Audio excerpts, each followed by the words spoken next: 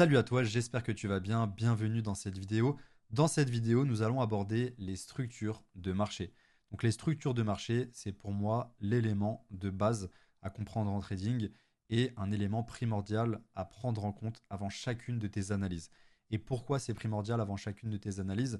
Ça va te permettre déjà de déterminer euh, la santé de l'actif que tu vas trader. Donc savoir s'il faut partir en achat ou s'il faut partir en vente. Parce que c'est important de ne pas trader à contre-tendance, même si bien sûr, lors d'un marché bearish, nous pouvons faire des profits en achat, et lors d'un marché bullish, donc haussier, on peut faire des profits à la vente. Même si, euh, comme tu peux le voir, on peut certes faire des profits, mais on ne va pas optimiser nos trades. Pourquoi on ne va pas optimiser nos trades? Parce que lors d'un marché baissier, si on part en vente au bon point d'entrée, d'accord, si on part en vente au bon moment, on peut tout simplement ne jamais se faire break-even, jusqu'à bien sûr cassure de la structure et retournement de tendance de structure. Pareil lors d'un marché haussier, si je pars en achat au bon moment, je vais pouvoir garder ma position énormément de temps. Et c'est ce qu'on a déjà fait dans le groupe privé. On est parti en achat, euh, par exemple, un trade qu'on a fait le 6 octobre, on est parti en achat à peu près 1810, si je me rappelle bien, et on l'a gardé jusqu'aux 2000 $. Pourquoi? Parce que c'était un lot protégé. LOW, low protégé. Donc lors d'un marché bullish, nous avons des highs qui sont de plus en plus hauts, d'accord? Et des lows qui sont de plus en plus hauts. Des points bas de plus en plus hauts et des points hauts de plus en plus hauts. À chaque fois, lors d'une structure haussière, nous avons les highs qui se font briser. On appelle ça un break of structure. Donc on a tout simplement une continuation de la structure. Tandis que les lows en structure haussière ne se font jamais briser. Parce que le but des institutions lors de structures haussières est de faire le maximum de profit, donc de sécuriser leur position acheteuse, leurs gros ordres aux acheteurs. Donc bien sûr, lors de structures haussières, comme je l'ai dit tout à l'heure, on a des retracements. Donc même lors des retracements, les institutions réalisent des profits. D'accord? Donc ils viennent refermer des ordres, etc. pour continuer bien sûr la structure haussière. Parce qu'en trading, on n'a jamais un marché qui est tout le temps haussier. On a bien sûr dans la structure haussière des points bas, des points hauts, des accumulations, des manipulations, etc. D'accord? Donc on va voir ça ensuite. Et on va voir euh, que ce n'est pas parce qu'on est bullish, on est très haussier en daily ou en monthly, etc., qu'il faudra obligatoirement acheter le marché. Donc on va voir ça de suite. Donc on va faire l'exemple directement sur le marché haussier. On va prendre un exemple sur le début de la structure. Pas très important, mais on va faire un petit exemple. On va prendre, voilà, cette partie du graphique. On va mettre ça de côté. Et on va schématiser ça un peu plus, en un peu plus gros, d'accord? Donc ici, pour que vous puissiez bien comprendre, je vais marquer daily, d'accord? Donc ici, on a un marché en daily, donc on a 4 bougies. Et ici, on a un marché, par exemple, en H1. Voilà, je pense que H1, ça peut être pas mal.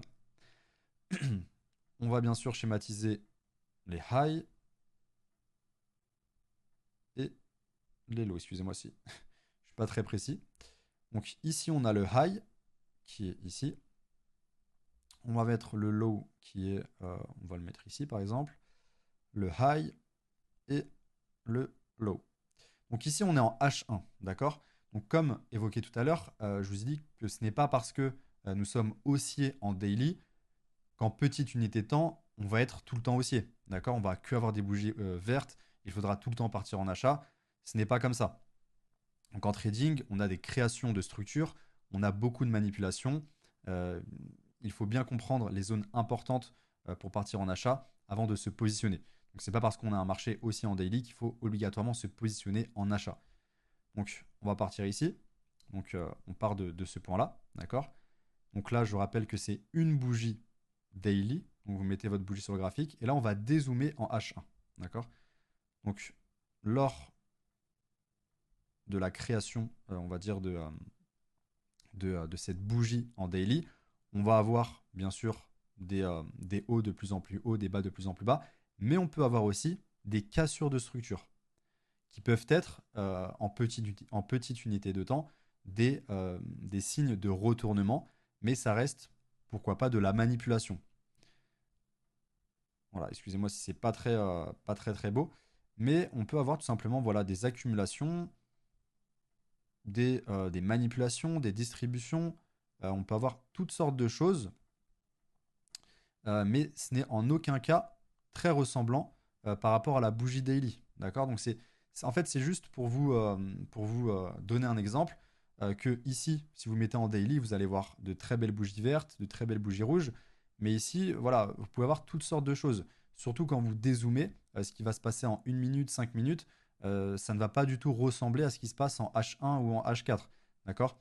Donc vous n'allez pas avoir les mêmes zones, vous n'allez pas avoir les mêmes order blocks, vous n'allez pas tout simplement voir euh, les, mêmes, euh, les mêmes structures, etc. D'accord. Donc ça, c'est très important à prendre en compte. La fractalité du marché, très très important à imbriquer dans vos analyses.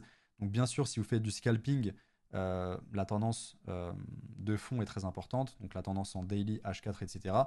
Mais ce qui va être important, c'est aussi les analyses en petite unité de temps. Tandis que si vous faites du swing, donc même de l'investissement, ce qui va se passer en quelques secondes ou en quelques minutes ne va pas être très important dans votre analyse. Donc voilà, c'est très important à prendre en compte. Donc je pense que c'est tout. On va se finir sur ça. Je pense que vous avez un peu compris le principe des structures haussières et des structures baissières. Lors des structures haussières, le but du composite mat des institutions est de protéger leur position acheteuse. Et lors de structures baissières, le but du composite man est de protéger leur position vendeuse. Donc c'est tout à notre intérêt d'être dans le sens du composite man et, bah, tout simplement rentrer en même temps qu'eux. Donc je vous souhaite une bonne journée. Comme d'habitude, n'hésitez surtout pas à me poser des questions sur le support. Je reste à votre disposition et on se retrouve à la prochaine vidéo. Salut à tous.